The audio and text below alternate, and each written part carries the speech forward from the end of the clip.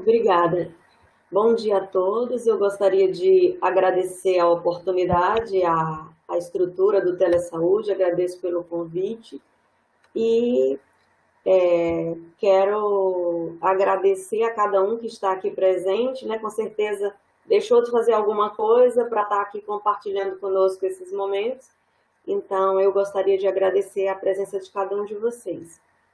Como eu já fui apresentada, eu sou Kelly, eu sou farmacêutica de formação pela Universidade Estadual da Paraíba e desde o ano de 2013 eu tenho ingressado na área de avaliação de tecnologias em saúde, né? E a cada dia tenho aprendido um pouco mais nessa área e costumo muito compartilhar o que eu já consegui nesses anos recentes que eu tenho começado. Então, convido você a participar da aula. Declaro que não tenho nenhum conflito de interesse quanto a esse tema. Posso falar dele tranquilamente, né? Então, vamos lá, né? Falar sobre o uso racional de medicamentos. E o que é o uso racional de medicamentos? Segundo a Organização Mundial de Saúde, fazer uso racional de medicamentos é ter acesso ao medicamento apropriado para a condição do paciente e que seja ofertado na dose que o paciente precisa, pelo tempo que ele precisa e ao menor custo para ele e para a comunidade. Então, vocês percebam que o conceito de uso racional ele é muito amplo, né? Tem várias nuances aí dentro do conceito. Medicamento apropriado para a condição do paciente, na dose que ele precisa, pelo tempo que ele precisa e ao menor custo para ele e para a comunidade. Então, segundo esse conceito da Organização Mundial de Saúde, nós podemos ver pelo menos algumas grandes questões dentro desse conceito. Primeiro, eu falaria de acesso, né? Ter acesso ao medicamento. A própria Organização Mundial de Saúde diz que pelo menos 1/3 da população do mundo não tem acesso regular a medicamentos essenciais. Então, nós ainda temos um problema importante de acesso. E esse acesso ele é diferente entre os países. E aqui no Brasil, por exemplo, o acesso também é diferente a depender da região, a depender de questões financeiras. Então, a gente tem uma questão importante aí de acesso. Uma outra questão que a gente vê nesse conceito da Organização Mundial de Saúde é a seleção, né? Ter acesso ao medicamento apropriado. Então, como é que o paciente, né, vai chegar a ter acesso ao medicamento ideal, o apropriado para a condição dele, para resolver a questão dele? Então, a gente tem aí um grande tópico para ser estudado, que é a seleção. Uma outra coisa que a gente pode extrair do próprio conceito é a disponibilidade, né? Às vezes o medicamento ele é bem selecionado, mas ele não está disponível. Então, o conceito fala em ter o medicamento apropriado na dose que eu preciso, pelo tempo que eu preciso. Então, entra essa questão de disponibilidade. Uma outra coisa que a gente pode extrair ali do conceito é custo, né? Ao menor custo possível para o próprio paciente e para a sua comunidade. Então, a gente vê também aí embutido uma questão de sustentabilidade, né? De dar acesso a um medicamento que de fato funcione, que se adeque bem àquela condição clínica do paciente e que esteja disponível, né? Então, a gente pode perceber que fazer uso racional não é uma coisa simples, né? E envolve uma série de questões, dentre elas a gente destaca aqui o acesso, a seleção, a disponibilidade, custo e sustentabilidade. Então, a gente pode pensar para que serve o uso racional de medicamento, né? Eu vou fazer uso racional por quê? Para quê? Né? Qual que é a finalidade disso? Primeiro, para melhorar a qualidade de atendimento ao paciente. Né? Se o paciente tem um diagnóstico correto e recebe o medicamento apropriado para resolver o problema dele, é um ponto muito positivo na terapêutica, na qualidade desse atendimento. e com certeza as chances de sucesso são muito maiores, né? E é por isso que uma das finalidades de se fazer uso racional de medicamentos é melhorar os resultados terapêuticos, né? Então, se eu faço uma boa seleção, se eu uso corretamente, se eu tenho disponível pelo tempo necessário, eu tenho grandes chances de ter resultados terapêuticos importantes ali.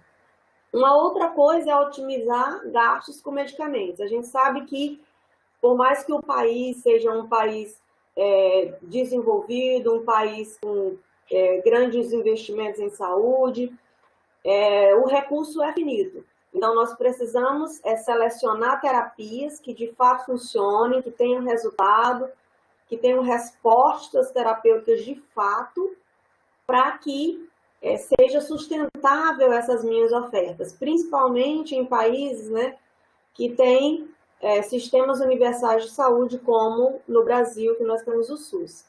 Então, é para isso que serve o uso racional. Melhorar a qualidade de atendimento, melhores resultados terapêuticos e ainda otimizar gastos com medicamentos. Mas por que eu preciso me preocupar com o uso racional de medicamentos? Por que isso é tão importante, além dos objetivos e finalidades? Então, eu trouxe aqui algumas questões para a gente pensar.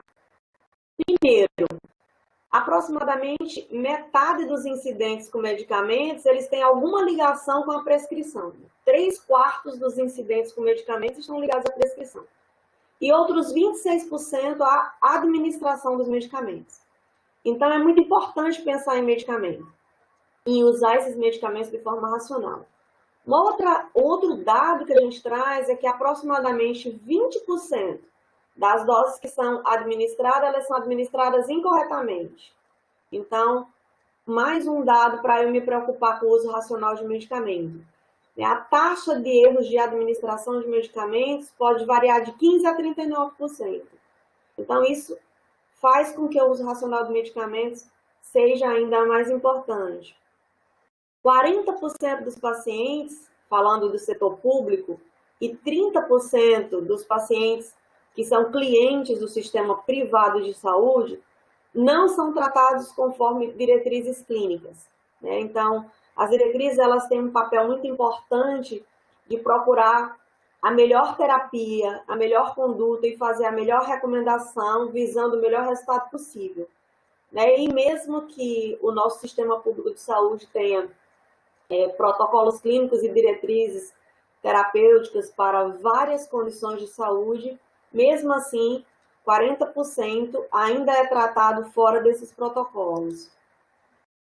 Outro ponto é que a automedicação no Brasil, ela corresponde a 35% das aquisições de medicamentos. Então, dos medicamentos que são comprados, 35% são por automedicação. E a gente sabe dos perigos da automedicação, né? Então, pode-se usar um medicamento que o vizinho usou e às vezes ele não se adequa àquela condição do paciente. A gente conhece todos os riscos embutidos aí. Outra questão importante para se pensar em uso racional de medicamento é que 27% das intoxicações no nosso país tem uma relação com medicamentos.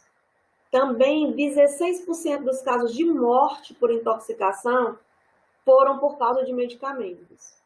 E ainda o mau uso de medicamentos consome 15% a 20% dos orçamentos dos hospitais. Então, nós vemos aí quantas questões a serem resolvidas, quantos problemas decorrentes da seleção, da prescrição, do uso e da administração de medicamentos que podem causar danos irreparáveis, como a morte, né? E também danos no orçamento dessas entidades que prestam serviço. Aqui, o dado que a gente traz são de hospitais. Então, se o uso racional de medicamentos requer um medicamento apropriado pelo tempo necessário, na dose que é requerida e ao menor custo possível, o que seria um uso não racional? Vamos dizer assim, um uso irracional de medicamentos, né? Então, considera-se uso não racional ou uso irracional de medicamentos É a polifarmácia, né? Aquela prescrição que mais parece uma garrafada, né? Tem mais de 5 medicamentos e nem sempre eles são necessários. Essa prescrição poderia ser otimizada em algumas circunstâncias. O uso inadequado de antimicrobianos, né? Muitas vezes um determinado antimicrobiano deve ser administrado numa posologia de 1 semana e depois de 2 dias o paciente tem uma certa melhora e aí suspende o uso do medicamento, né? E depois aquilo pode voltar, pode ter consequências muito importantes, inclusive com resistência bacteriana. Então, é um uso irracional usar antimicrobianos de forma inadequada e, às vezes, até para combater infecções que não são causadas por bactérias. A gente vê isso muito no dia a dia. Uso excessivo de injetáveis, quando a gente pode ter uma outra via de administração, também é considerado um uso não racional. Prescrição em desacordo com diretrizes, também automedicação de forma inapropriada e uma baixa adesão aos regimes de dosagem que foram prescritos, né? E às vezes a pessoa faz aquela dosagem, mas não cumpre o período do tratamento, é muito comum isso em antibióticos. O uso é 7 dias e depois do 3º, 4º dia, quando a pessoa se sente melhor, já fiquei bem, não preciso mais, e interrompe. Às vezes ele faz o uso da dose correta, mas não pelo período necessário, não cumpre a posologia conforme prescrita. Então, a baixa adesão também é um uso irracional de medicamentos, pode ser considerado como uso irracional de medicamentos. Mas aonde a gente pode encontrar o problema, né? Aonde está o problema? A gente vê pelo todo o caminho do medicamento, né, desde a produção, a regulação, a seleção, a prescrição, quando estamos num ambiente de hospitalar, transcrição e documentação, dispensação, o preparo e administração daquele medicamento, a não adesão e o monitoramento de reações adversas.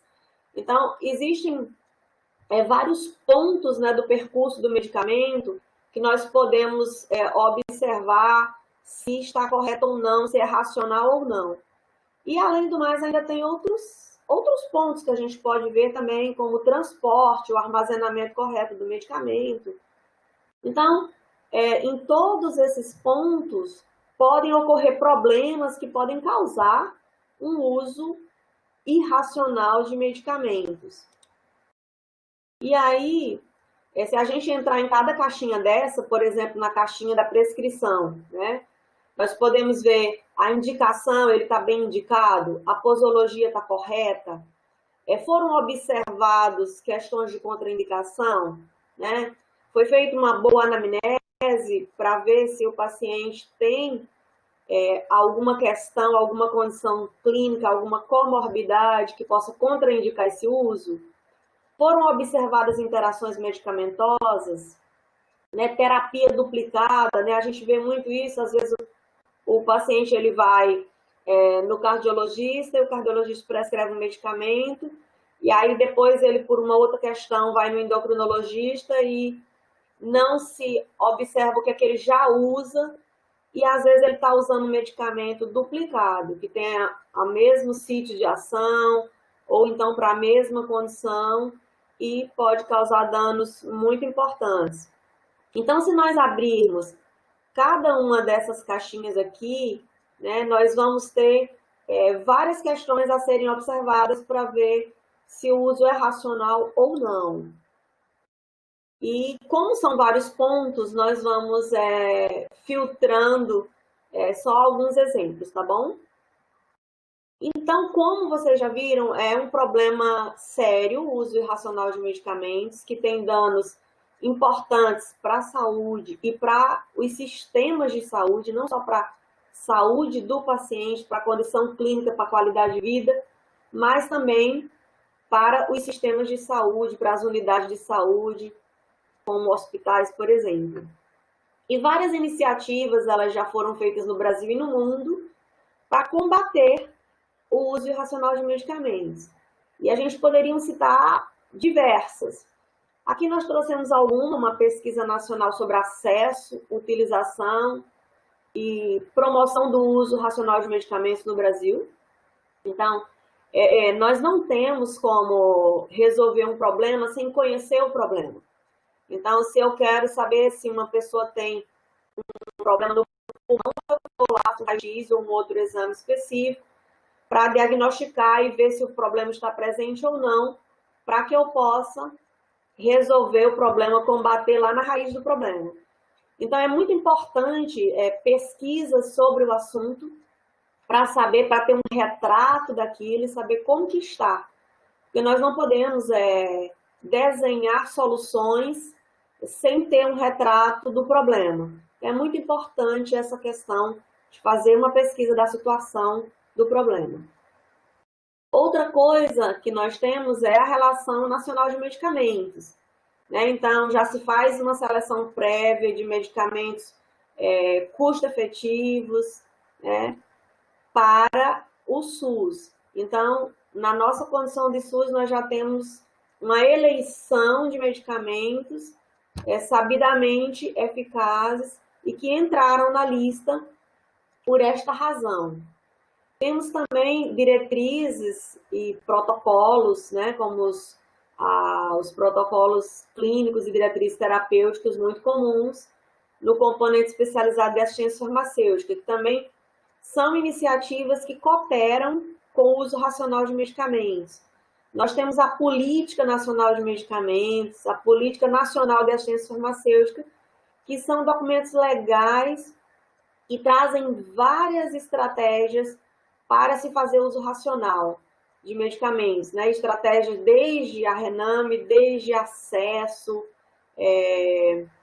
treinamento de pessoal. Então, nós temos um arcabouço legal importante para suportar o uso racional de medicamentos. Nós temos agora várias iniciativas relacionadas à segurança do paciente. Isso é muito importante no processo de se fazer uso racional de medicamentos. Nós temos o uso do processo de avaliação de tecnologias em saúde, a ATS, para incorporar, desincorporar tecnologias, não só medicamentos, para produzir diretrizes clínicas e protocolos clínicos e diretrizes terapêuticas.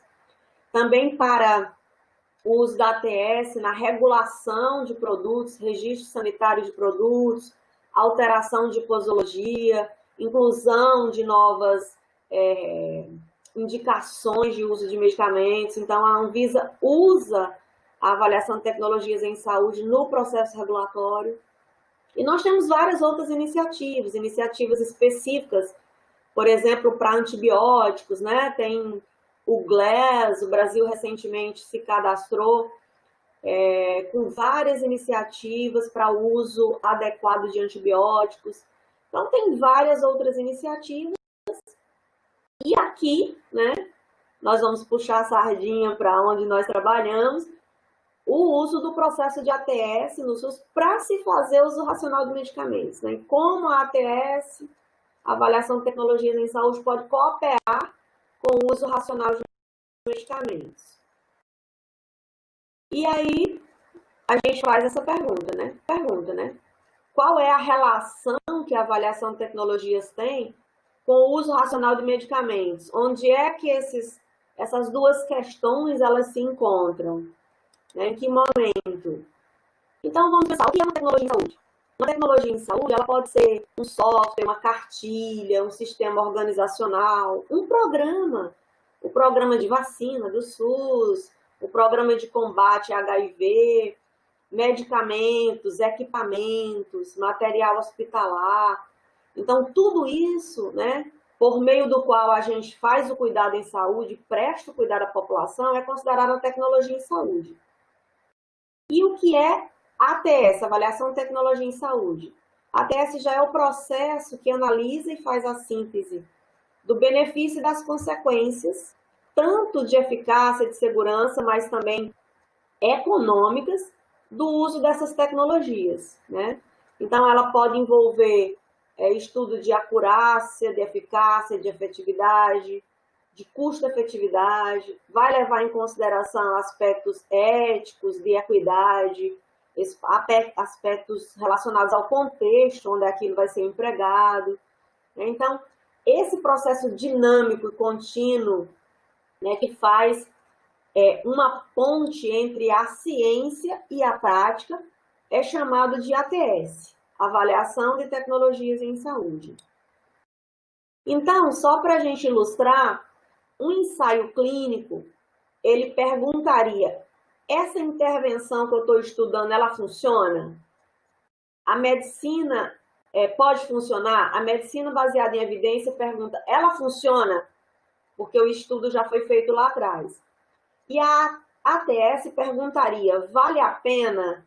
Então, vocês vejam, né, essas pequenas diferenças. O ensaio clínico, será que funciona? Pode funcionar? A medicina baseada em evidência, ela de fato funciona? E a ATS perguntaria, vale a pena? Porque aí ela já leva em consideração outras questões para tomada de decisão. Mas então, por que eu preciso fazer avaliação de tecnologias em saúde? Por que fazer ATS, né? Primeiro, porque tem uma questão muito importante de sustentabilidade do sistema, né? A gente tem visto a produção de novas tecnologias em saúde de forma galopante, né? Todo dia aparece uma tecnologia nova, um medicamento novo, e prometendo curas, prometendo aumento na eficácia. A gente também tem visto um crescimento com gastos em saúde muito grande. Se a gente for observar alguns estudos recentes, o quanto que o Ministério da Saúde investia em medicamentos e quanto ele investe hoje, a gente vê que o investimento é crescente e os gastos, desembolsos de fato, são crescentes, né? Estudos recentes têm mostrado isso. Nós também temos observado uma alteração no perfil de morbimortalidade da população brasileira e uma mudança no nosso perfil epidemiológico. Então, se a gente vê, quando eu nasci, né, nem faz tanto tempo assim, a expectativa de vida do brasileiro era uma, hoje era outra, né? A quantidade de idosos lá atrás, quando eu nasci, era outra. Então, a gente vê a diferença da pirâmide demográfica nos anos 80 e agora nos anos 2000. Então, nossa população envelheceu e envelheceu de forma muito rápida, né? Em alguns países desenvolvidos, isso aconteceu ao longo de muitos anos, né? E nós, em um tempo muito curto, nós tivemos essa mudança importante na nossa pirâmide etária. Então, muitas doenças que eram próprias da idade também, elas não surgiam em grande quantidade enquanto nós tínhamos poucos idosos, né? E nós observamos também uma rápida transição epidemiológica em que o Brasil passou. Então, se você vê, lá nos anos 30, aqui nessa faixa meio rosinha, o número de pessoas que morriam de doenças infecciosas, né? E hoje a gente vê uma redução muito importante da mortalidade por doenças infecciosas. Mas, em contrapartida, nós temos um aumento muito importante de câncer, temos um aumento muito importante de doenças crônico-degenerativas. E, mais uma vez, essa transição ela não se deu em mais de um século, ela se deu de forma muito rápida no Brasil. Então, devido a essas questões, né, nós temos doenças, eu brinco, né, que nós temos doença à cara da riqueza e temos doença à cara da pobreza. Nós ainda convivemos com mortes por diarreia, por desnutrição, e ao mesmo tempo temos doenças crônico-degenerativas, obesidade, coisas que nós não tínhamos num passado não tão muito longe. Então, por essas e outras questões, é muito importante se fazer a avaliação das novas tecnologias em saúde que surgem, das tecnologias que nós temos para ver se elas se tornaram ou não obsoletas. Então, aonde a ATS pode atuar naquele ciclo que nós colocamos lá no início, né? A ATS pode atuar em vários pontos, mas eu chamo a atenção, não que ela se restrinja a isso de forma alguma, mas eu chamo a atenção para regulação, seleção e prescrição. Então, aquela questão lá que eu falei da Anvisa no momento de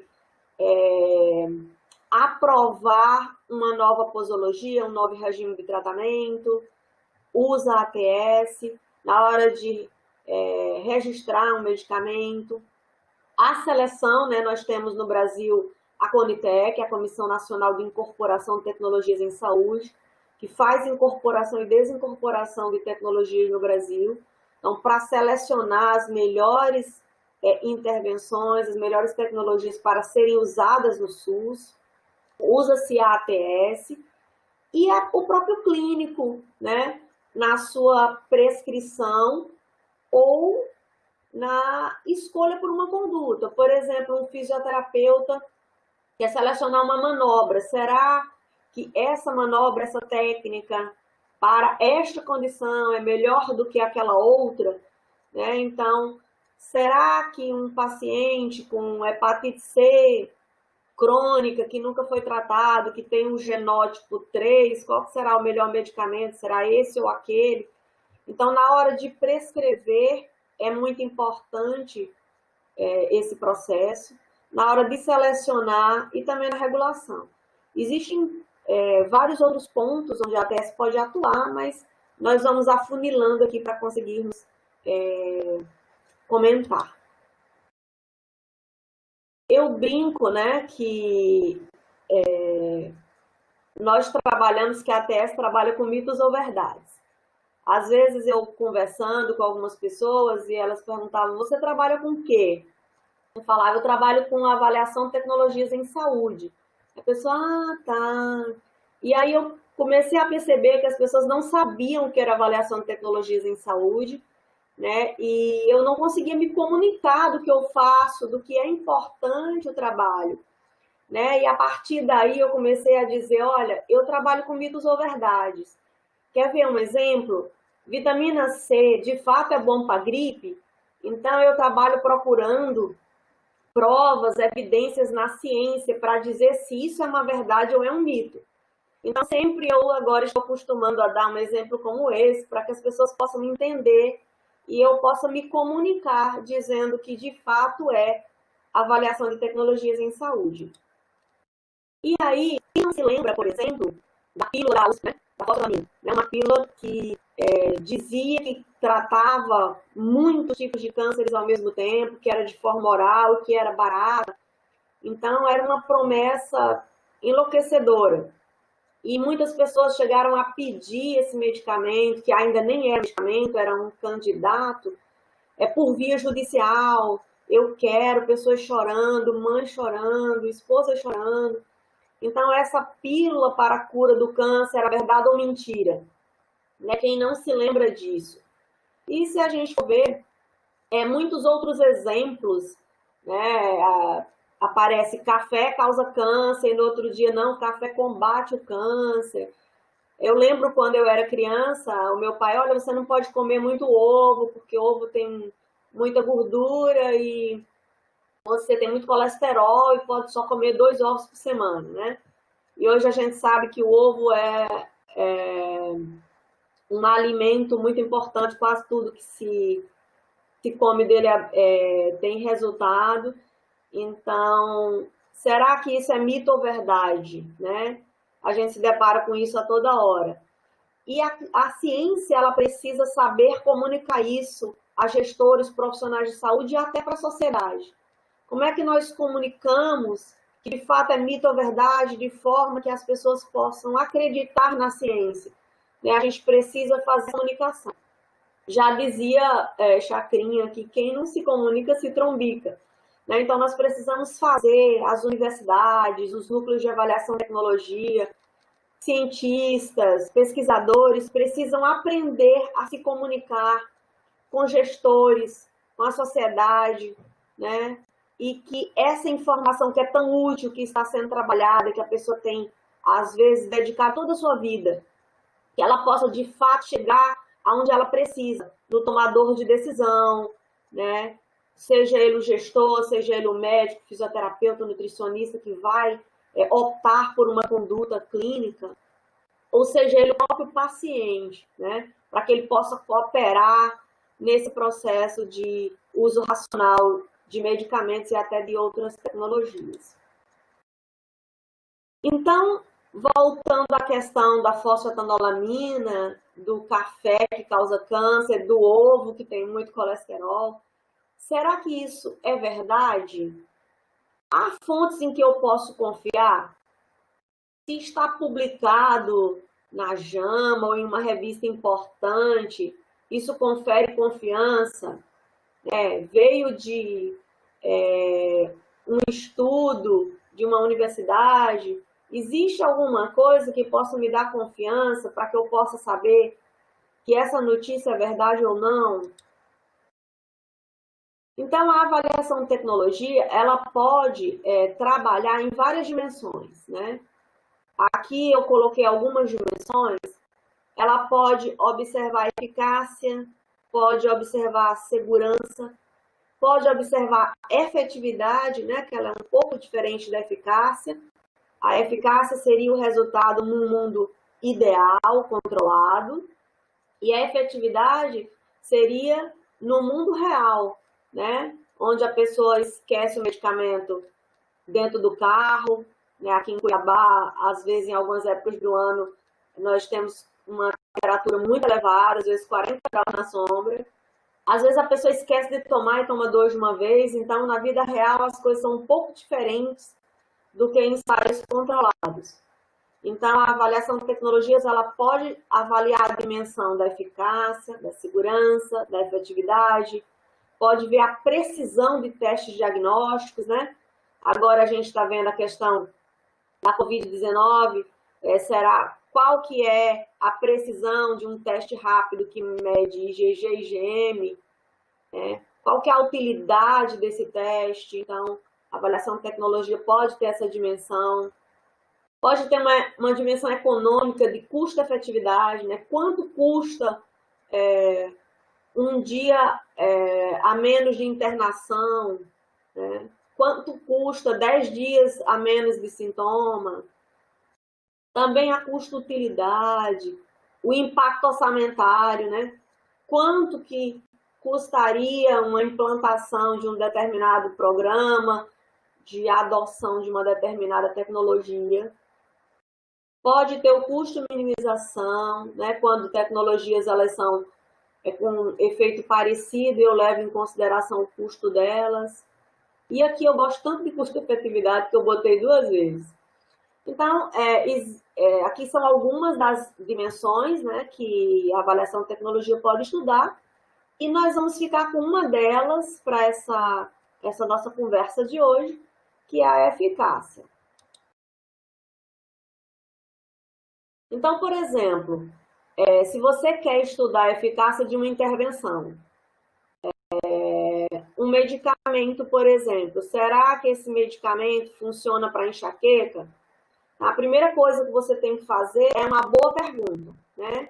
E aí, quem quiser pode estar voltando e estar assistindo a nossa aula da semana passada da estratégia PICO, como fazer uma pergunta estruturada. Depois que você faz uma boa pergunta, que ela é factível, ela é respondível, você vai para a fase de buscar as evidências científicas em bases de dados. Depois que você encontrou e fez uma seleção, você vai extrair os dados daqueles estudos. E aí, eu posso confiar nos dados que estão nesses estudos? Eu vou agora avaliar a qualidade desses estudos. Como que foi a condução desses estudos? Eu posso confiar ou não? E depois eu faço uma conclusão. A depender da minha TS, eu posso ter uma recomendação. Se é um parecer técnico-científico para fins de incorporação, eu vou recomendar ou não aquela incorporação. Se é uma revisão sistemática, eu vou concluir o que eu achei, encontrei ali com a minha pesquisa. Então, a depender, eu faço uma recomendação. Se é uma diretriz clínica, né, eu busco todas as evidências para aquela pergunta e eu também posso fazer uma recomendação. Inclusive, espera-se que faça uma recomendação. Então, qual é a sua pergunta, né? A estratégia PICO, ela leva em consideração qual é o meu problema, qual é o paciente que eu estou falando, qual é a intervenção que eu estou estudando, comparado com o quê? E como é que eu vou medir se ela funciona, né? Se eu estou estudando um medicamento para emagrecer, como é que eu vou medir e saber garantir que a pessoa emagreceu? Né? Isso é o que nós chamamos de desfecho.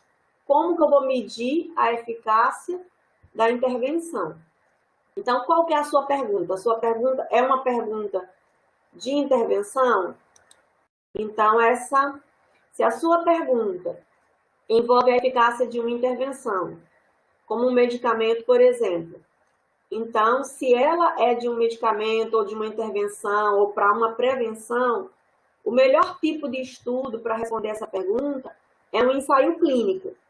Então, agora nós vamos entrar nessa questão de como eu devo observar um ensaio clínico, que pontos eu devo olhar para que eu possa, de fato, acreditar nos resultados que ele me dá. Então, assim, no ensaio clínico, a gente pode ter o que nós chamamos de vieses, né, que podem atrapalhar os resultados. Então, algumas coisas que nós podemos observar no ensaio clínico é a randomização, a ocultação da alocação, o cegamento, desfechos incompletos e relato de desfecho seletivo.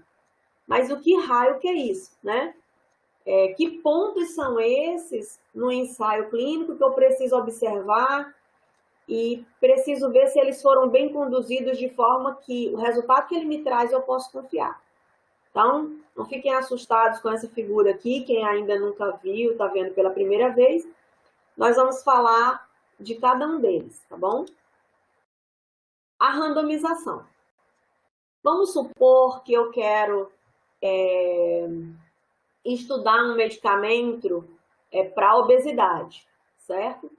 Então, eu preciso primeiro ter um grupo representativo daquela população que eu quero estudar e eu preciso repartir esse povo aí em dois grupos. Um grupo que eu vou usar como controle e um grupo aonde eu vou dar a minha intervenção, o meu medicamento que eu estou inventando. Esses grupos, eles precisam ser semelhantes. Por quê? Porque eu vou ter que dizer que esse medicamento, ele de fato ajuda no emagrecimento ou não ajuda no emagrecimento. Como é que eu vou ver que a pessoa emagreceu devido ao medicamento? E não porque ele começou a caminhar, melhorou a dieta, teve uma doença. Então, como é que eu posso dizer que esse emagrecimento foi em decorrência do medicamento? Foi o medicamento quem trouxe esse benefício. Será? Então, para que eu tenha essa conclusão, os grupos eles precisam ser iguais.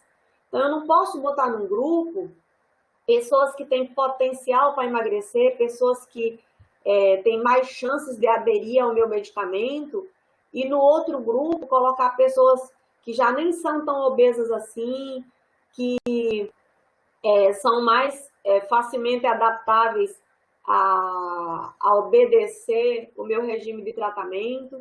Então, dos dois grupos, a única diferença que tem que ter é o medicamento que eu estou dando.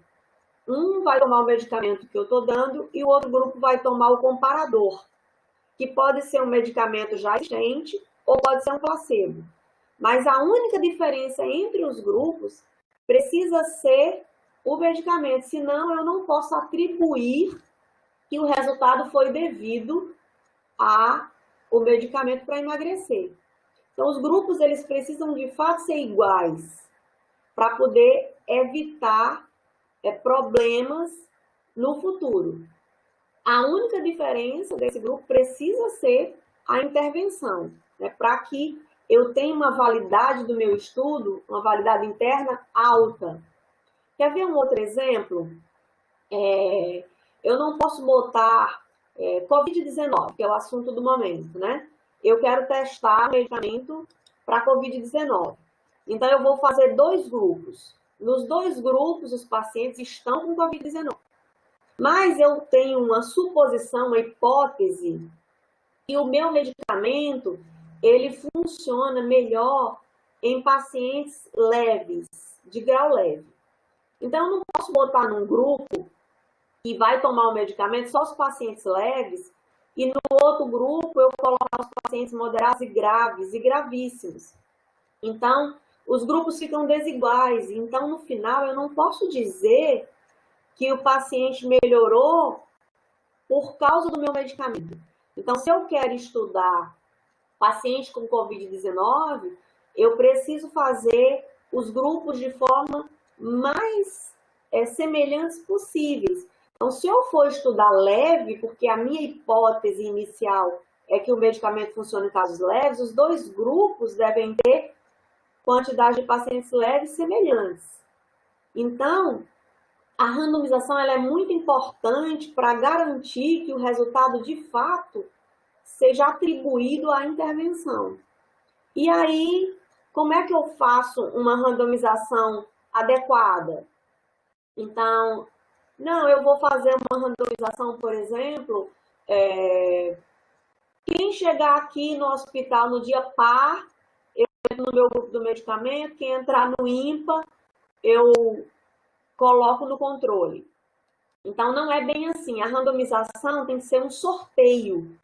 Você não tem que saber quem vai para um grupo e quem vai para o outro. O paciente tem que ter a mesma chance de ir para um grupo e ir para o outro. Então, isso pode ser feito por meio de um sorteio como um dado, ou pode ser feito via programas de computador. Mas o importante é que essa randomização seja de fato um sorteio, onde a chance de entrar num grupo ou no outro grupo é a mesma, de forma que esses grupos fiquem iguais em gravidade de doença, em idade, em sexo, em raça. Então, os grupos precisam ser bem semelhantes para que eu diga que, de fato, aquele resultado foi por causa do medicamento que eu introduzi. Outra coisa que eu tenho que observar no estudo clínico é, será que essa lista randomizada, ela permaneceu em sigilo? Será que ninguém sabe quem está tomando placebo e quem está tomando a intervenção? Quem está tomando o tratamento tradicional e quem está tomando o novo tratamento? A lei aqui é a incapacidade de predizer. Nós precisamos ter sigilo. Então, eu não posso fazer uma randomização em computador e colocar a que grupo o paciente pertence num envelope transparente que dá para a pessoa descobrir aonde ele está. Então, para que o benefício da randomização seja mantido, porque eu tive o maior trabalho lá para randomizar e colocar os 2 grupos iguais, sortear por computador e os grupos ficarem parecidos. Se eu não manter o sigilo, eu vou perder parte do benefício que eu tive com a randomização. Quer ver um exemplo interessante? Foi feito um estudo com um medicamento muito conhecido de todos, o captopril, e tinha aí quase 11 mil pacientes que foram randomizados para receber o captopril de 50. Mas o sigilo da alocação não foi mantido, né? E eles acompanharam esses pacientes por 5 anos. Imagina, um ensaio clínico é extremamente caro, acompanhar 5 mil pacientes durante 5 anos, olha o trabalho, olha o custo disso, né? E eles perderam o efeito da randomização porque não mantiveram o sigilo dessa alocação. Então, se o paciente, se o investigador, ele sabe em que grupo ele está, ele pode levar elementos para ali que pode comprometer o resultado. Então, é muito importante que essa lista tenha sido mantida em sigilo. Então, o cegamento é muito importante. Antigamente, a gente falava muito na questão de duplo cego. O paciente é cego, o pesquisador é cego. Hoje a gente fala muito em cegamento e diz quem a gente cegou. Né? Quem não sabia o que estava tomando, o paciente, o investigador, aquele que estava avaliando os desfechos, né? Então, o cegamento é muito importante porque, assim, Eu estou inventando remédio para emagrecer. Faz 10 anos que eu estou trabalhando nisso. E eu aposto na minha invenção. Eu trabalhei muito nela. Foram dias, noites de sono perdidas trabalhando nela. E eu acredito nela. Então, eu boto a pessoa em cima da balança, começa a olhar, não bota o pé mais para o meio, bota mais para a ponta, levanta, erga aí o corpo. Porque eu tenho uma tendência de acreditar na minha invenção, né? E a outra questão é o paciente. Se eu sei que eu estou tomando placebo, eu posso nem comprar. Ah, eu não estou tomando nada, então por isso que eu estou sentindo isso, sentindo aquilo, não está tendo resultado. Então, o cegamento é muito importante para ele não saber em que grupo que ele está e não trazer interferências para aquele estudo. Outra coisa muito importante é se o segmento completo, né? Então, se eu quero observar, por exemplo, uma infecção urinária, né? O curso dela é curto, mas eu tenho que esperar o tempo do tratamento. Vou avaliar os pacientes por 7 dias, por 10 dias. Mas se eu quero, por exemplo, observar mortalidade por câncer, eu preciso acompanhar por muito mais tempo. E às vezes, ao longo desse período aqui, né, algumas pessoas vão saindo, desistindo por diversas razões.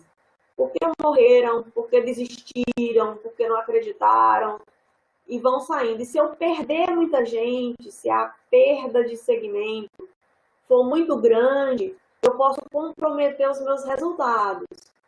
Então, se inicialmente eu estava prevendo avaliar 500 pessoas e ao longo do tempo eu perdi 250, né, eu já perdi o meu experimento.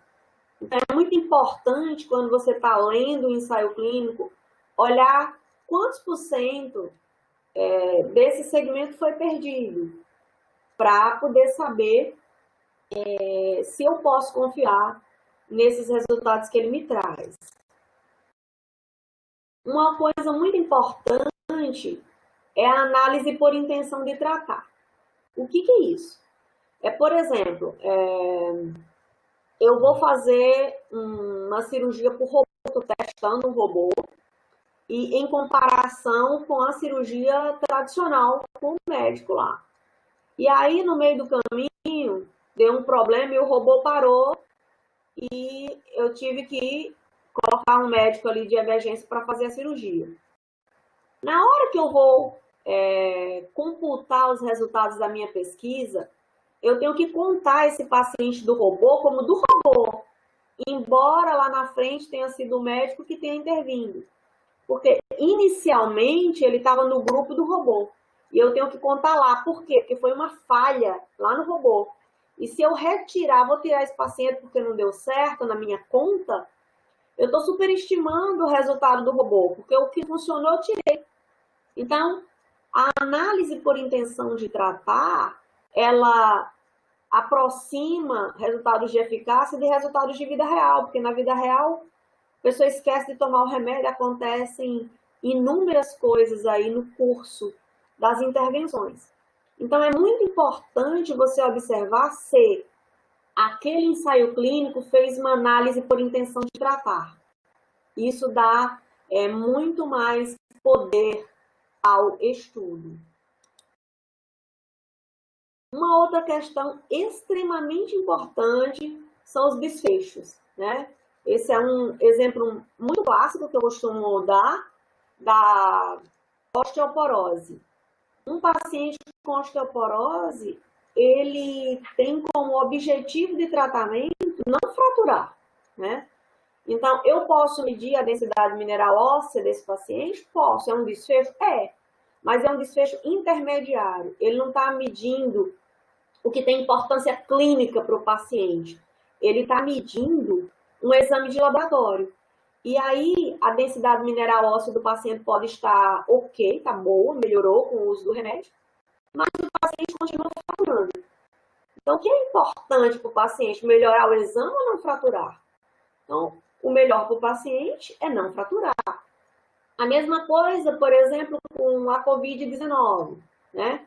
O que é melhor eu medir? Que a carga viral baixou ou que o paciente não precisou ser hospitalizado, ou mortalidade, que é um desfecho muito importante, o medicamento, a intervenção diminuiu a mortalidade por Covid, o medicamento diminuiu complicações por Covid, hospitalização, internação em UTI, intubação, ou eu vou medir carga viral, né? Posso medir a carga viral? Posso, mas é um desfecho que não tem importância clínica, né? O que é a importância clínica para o paciente.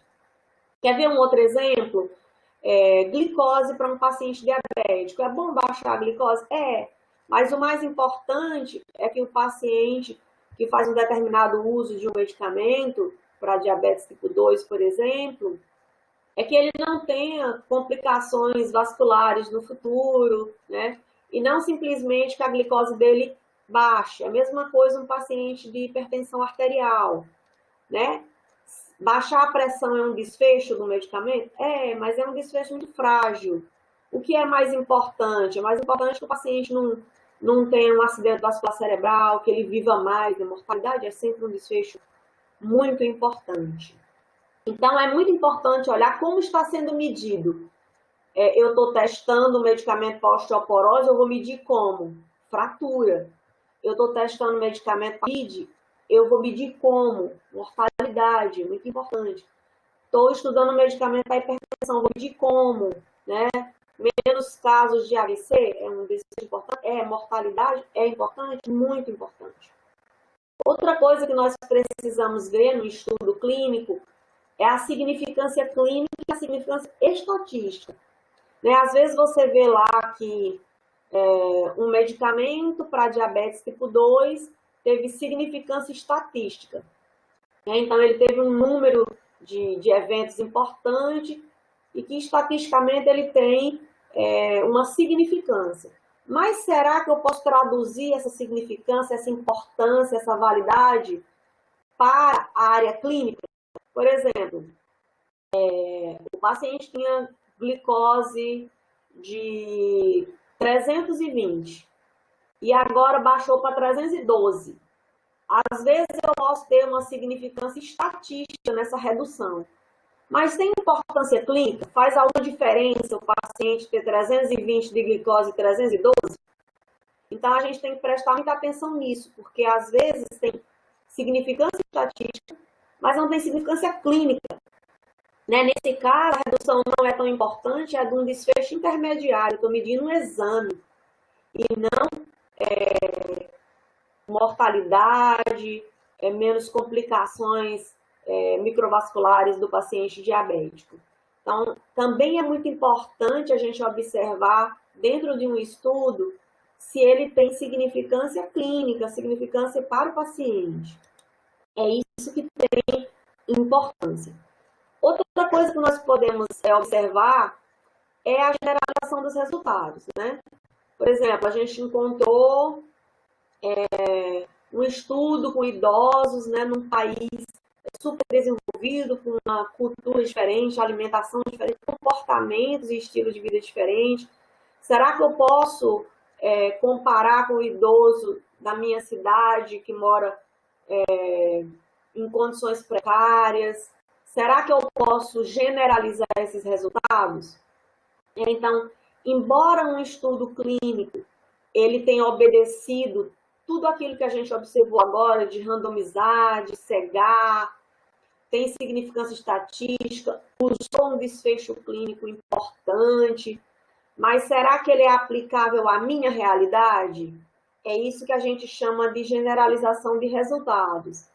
Será que eu posso trazer ele para a minha realidade sem nenhum tipo de adaptação?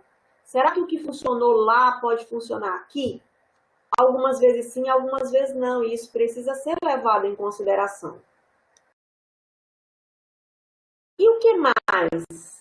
Além de tudo isso, nós precisamos observar num estudo de intervenção que está estudando a eficácia de um produto. A amostra, né? A amostra é pequena? Ela é representativa? Eu estou estudando pacientes diabéticos de Mato Grosso. Essa amostra que eu peguei é representativa dos diabéticos de Mato Grosso? Ela é pequena? Como eu selecionei essa amostra? Foi de forma aleatória ou foi intencional? Não, eu quero só isso aqui porque é mais fácil para eu colher dados. Ou eu fiz uma propaganda e falei que quem quiser participar pode estar vindo, né?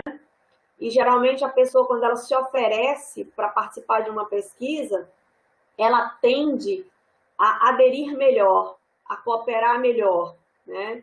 Então a gente acaba trazendo um viés aí de seleção. Então, como é a amostra, né? Eu estou estudando um medicamento para Covid-19, tem 5 pacientes. Né? É representativo? Pode me dar... eu posso mudar minha conduta por causa dos resultados desse estudo. Né? Isso é muito importante. Uma outra coisa também muito importante é o protocolo da pesquisa. Né? Pesquisa em seres humanos tem que passar por ética, tem todo um processo. E a gente tem que observar, por exemplo, esse estudo que eu estou lendo agora, que foi publicado, ele antes teve um protocolo publicado, transparente, né? Então, assim, tem várias bases de dados, né? Da Organização Mundial de Saúde, no Brasil tem o Registro Brasileiro de Ensaio Clínico, tem o americano Clinical Trials, que é bem utilizado, onde os pesquisadores registram, colocam lá o seu protocolo. Então, lá no protocolo, ele disse que ia avaliar o desfecho tal, na condição tal. Será que ele fez isso? Será que ele cumpriu o protocolo? Será que quando ele tinha dito que ia olhar uns desfechos e quando ele viu que não funcionou, na hora de publicar, ele omitiu os resultados daquele desfecho porque não foram favoráveis? Então, como a gente sabe disso? Comparando a publicação, o resultado do estudo concluído, com o protocolo, com aquilo que ele tinha se proposto a fazer antes de iniciar o estudo. Então, isso é uma questão também muito importante para ver a qualidade de um estudo. E outra coisa igualmente importante é com quem você está comparando, né? Eu estou comparando um medicamento para diabetes tipo 2 com um placebo.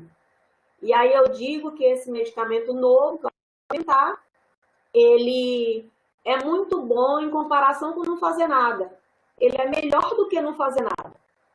Então, será que isso é bom? Ou se eu comparasse o meu medicamento com metformina, que já é o tratamento de primeira linha de diabetes tipo 2? Então, o comparador, ele é extremamente importante, porque uma coisa é o meu medicamento novo, a minha intervenção nova, ela ser melhor do que a melhor terapia que eu já tenho. E outra coisa é ela ser melhor do que não fazer nada, né? Então, quer ver um exemplo, assim, muito bom? Aqui. Essa pessoa que está falando aqui, eu, esticando a coluna, fazendo, assim, um grande esforço, mede 1,57 m, né? Eu sou baixinha? Depende, comparado com quem, né? Essa aqui do meio é a minha mãe. Veja como eu sou alta perto dela, né? Para a população brasileira, né? Mas no meu mundo, na minha casa, essa é a minha irmã, né? Vocês verem a diferença de altura minha e dela, da minha mãe. E se eu tivesse uma foto aqui com a minha avó paterna e a minha bisavó paterna, elas ainda são menores. Ou seja, eu sou uma pessoa alta. Eu cresci achando que eu era alta, né? Lá em casa, tudo que estava numa altura maior, pega aí, porque você é a mais alta. Então, eu sou baixinha? Depende. Lá no meu mundo, na minha casa, eu era alta. Então, comparado com o quê? Para vocês verem como é importante. Agora, se vocês forem, se eu chegar perto do Oscar, jogador de basquete, aí vocês vão ver como eu sou baixinha. Então, tudo depende do comparador. Então, ser melhor do que não fazer nada, não é tão bom assim, não é tanta verdade assim, quanto ser melhor do que a melhor terapia que existe, né? Então, a gente tem que prestar muita atenção com essa questão do comparador. É muito importante. Outra coisa, nós temos um problema muito sério sobre a publicação seletiva, né? Os resultados que não dão certo, as pesquisas que não dão certo, que têm resultados negativos a favor de uma intervenção, elas normalmente não são publicadas. Então, às vezes, teve 10 estudos sobre o medicamento e só um está publicado, os outros 9 não. E a gente procura nas bases de dados o que está publicado, né? Então, esse é um problema muito sério. Para vocês terem uma ideia, esse medicamento ele virou emblemático, a riboxetina, ele era usado para depressão. Se vocês olharem no gráfico de Forest Plot, esse único estudo aqui, ó, era o único estudo falava a favor da droga. E todos esses outros falavam contra a droga. Mas só esse estava publicado. Então, quando você procurava nas bases de dados, no PubMed, no e-mails, você só encontrava ele. E ele dizia que o medicamento tinha efeito. E todos esses outros já tinham dito que não. Mas como o resultado deu negativo, eles não foram publicados. Então, isso a gente chama de viés de publicação, publicação seletiva, só se publica o que deu certo. É muito importante publicar o que deu errado, para as pessoas saberem que não tem eficácia, e também para evitar que pesquisadores tenham a mesma ideia e depois gastem esforços e dinheiro e até coloquem vidas em risco com medicamentos que não funcionam. Um outro exemplo, a gente pode, por exemplo, avaliar o viés de publicação. Aqui vocês estão vendo um gráfico de funil. Nesse primeiro caso, vocês veem essas bolinhas todas bem distribuídas, né? Dizendo que não houve viés de publicação. Nesse outro aqui, eles estão concentrados aqui. Então, essa é uma técnica, a gente não vai entrar em detalhes aqui, mas é possível avaliar, em algumas situações, o viés de publicação. É muito importante, quando você pega uma sistemática para ler, e olhar se ela avaliou o viés de publicação. Uma outra exemplo muito sério de consequência de publicação seletiva é desse medicamento aqui, ó, o orcainidina. Ele é um antiarrítmico. E o pesquisador teve uma ideia nos anos 80 que quando a pessoa tivesse uma arritmia, ele poderia dar esse medicamento para combater, né? E começou a fazer testes com 100 pacientes e teve uma alta mortalidade no grupo que usava esse medicamento. Então, eles jogaram fora a pesquisa, não publicaram, não falaram nada. E décadas depois, 10 a 15 anos depois, outra pessoa teve a brilhante ideia e fez um estudo parecido e mais de 100 mil pessoas podem ter morrido por conta do uso desse medicamento, né?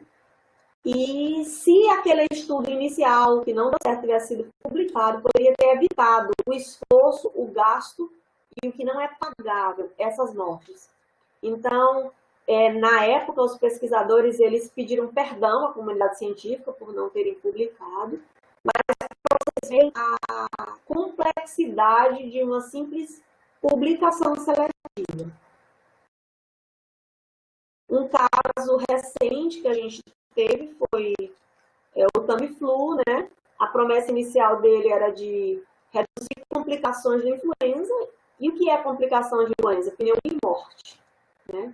E hoje nós já temos estudos completos, revisões sistemáticas bem conduzidas, que dizem que o efeito, na verdade, é reduzir algumas horas de sintoma, né? Então, o efeito dele não era o que se esperava.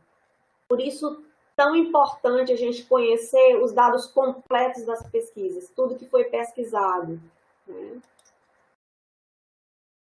E é isso, eu espero que vocês tenham gostado, né, de como avaliar um ensaio clínico para tomar boas decisões clínicas de qual terapia utilizar na hora de prescrever, na hora de fazer a sua relação estadual, relação municipal de medicamentos, na hora de fazer um PTC para incorporar uma tecnologia no seu estado, na sua instituição, no seu hospital, que a gente precisa observar algumas questões para avaliar a qualidade desses estudos e para saber, de fato, se a intervenção tem efeito, qual é o tamanho desse efeito e se eu posso confiar nesses resultados. E é isso, muito obrigada. Nossa, muito obrigado.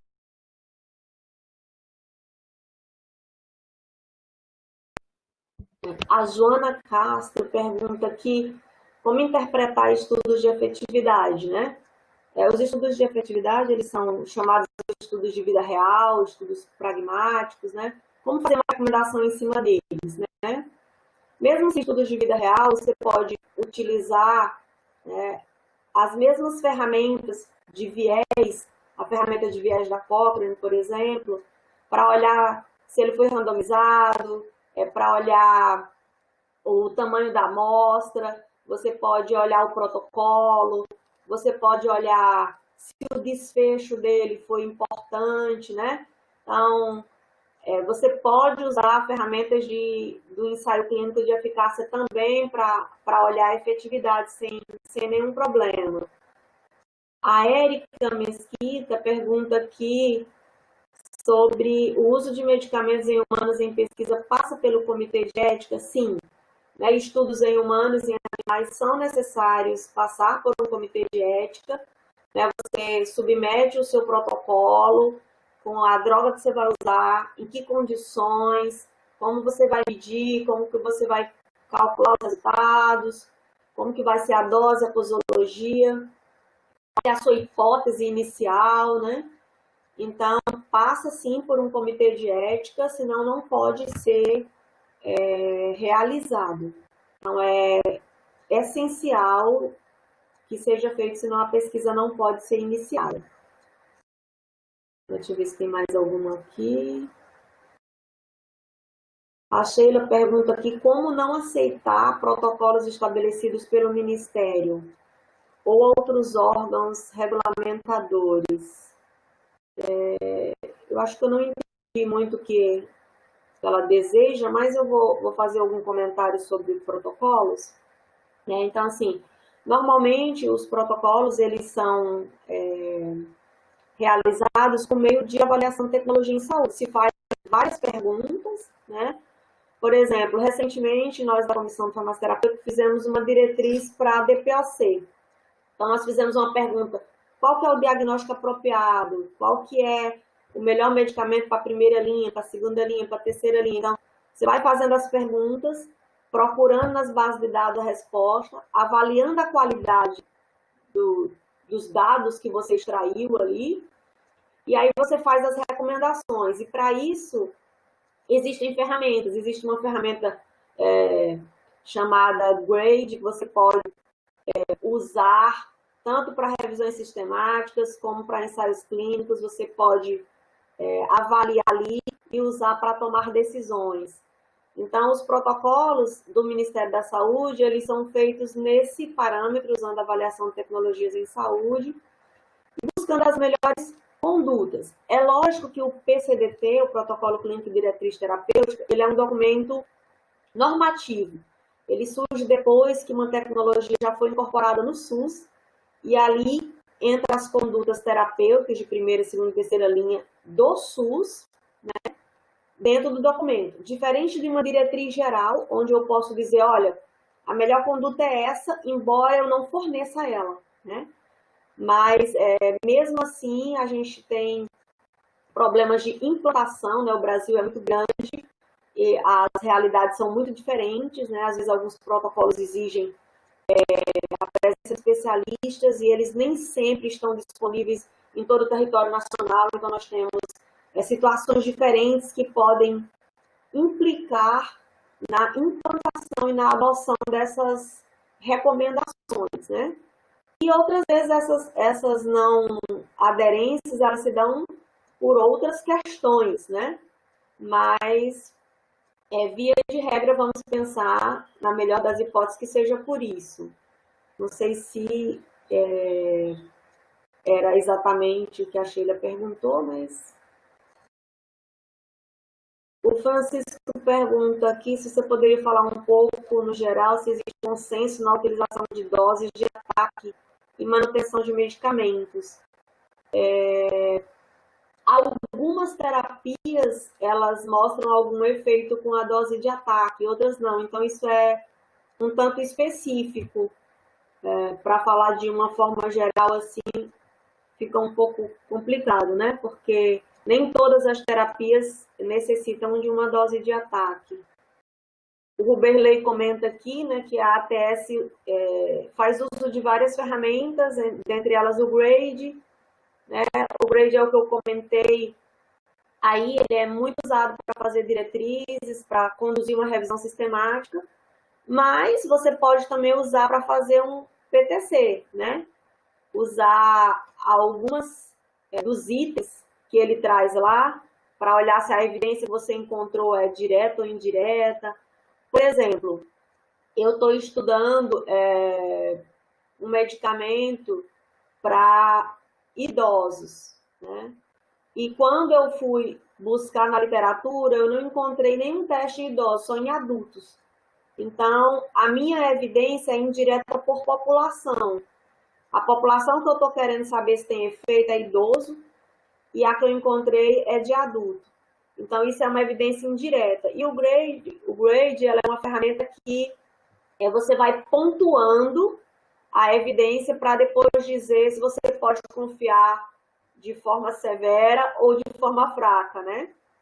Temos também a de viés da Cochrane, que o Ruberley comenta aqui, que é mais ou menos essa ferramenta que a gente usou para essa aula, né? De olhar a randomização, olhar se houve perdas importantes, saber que tipo de randomização foi feito, se de fato pode ser considerado como ideal. Então, existem, assim, inúmeras ferramentas, a depender do tipo de estudo, né? Se é um estudo de coorte, a ferramenta é outra, e por aí vai, né? Se é uma avaliação econômica, a ferramenta é outra, mas atualmente nós temos várias ferramentas e várias diretrizes de condução, inclusive em língua portuguesa, podem ser encontradas no site da Rebrates, por exemplo. Natália pergunta aqui se tem algum aplicativo para avaliar o uso de medicamentos, interação, contraindicação e medicamentos inapropriados para idosos na área hospitalar. Natália, eu não tenho conhecimento se existe algum aplicativo, né, específico para verificar em idosos. Não tenho esse conhecimento. Eu sei que algumas ferramentas, algumas bases de dados terciárias, às vezes são pagas, como o UpToDate, eles têm calculadoras, né, para calcular doses, essas coisas, mas um aplicativo, talvez para ser usado em celular, não sei, específico com essa área de idosos na área hospitalar, assim, bem fechado, eu não conheço se existe. A Sheila aqui, ela fala que ela quis perguntar sobre medicamentos que ainda não está estabelecida a efetividade. Então, quando a gente faz uma avaliação de tecnologias, a gente pode... eu quero provar, por exemplo, se ivermectina ela tem eficácia no combate à Covid-19 medida através de mortalidade. Então, eu fiz uma pesquisa recente, por exemplo, uma suposição, e aí eu não encontrei nenhum estudo em humanos publicado. E aí eu fui no registro de ensaios clínicos, no Clinical Trials, porque eu sei que o uso de ivermectina na Covid-19 é um medicamento, é uma intervenção, e o melhor desenho de estudo é um ensaio clínico. Eu vou lá na base onde se registram os ensaios clínicos, na base Clinical Trials. Entrei lá e encontrei 14 estudos que vão começar, que estão em recrutamento. E todos os anteriores que eu encontrei são em células. Ou seja, eu não tenho evidência de que esse medicamento funcione, porque não foi nem testado em humanos ainda. Então, se ele teve um resultado em células, eu não posso nem falar que existe uma probabilidade dele ser eficaz em humanos. Eu diria que a gente pode falar de possibilidade, né? Ele funcionou em células e reduziu a carga viral. Então, será que ele vai ser eficaz em humanos, né? Então, eu ainda não tenho essa resposta. Então, A ciência a gente trata em não olhar o que não funciona, mas olhar se eu posso provar aquilo, né? Então, existem provas que ele seja eficaz para a Covid-19. Então, não deve ser, eu não devo mudar minha conduta clínica para trocar por esse medicamento se eu não tenho provas. Uma por questões de risco, outra por questões econômicas. Se o dinheiro é escasso, eu vou investir no que eu sei que de fato funciona, né? Então, a questão é bem essa. Se não tem, a ATS pode encontrar, eu não tenho evidências. Ou eu posso encontrar, eu tenho evidências de que não funciona. Ou eu posso encontrar a resposta de que tem evidência que funciona. Né? Então, diante da avaliação de tecnologia, eu posso ter várias respostas. A Letícia pergunta sobre aplicativo de doses terapêuticas e prescrições.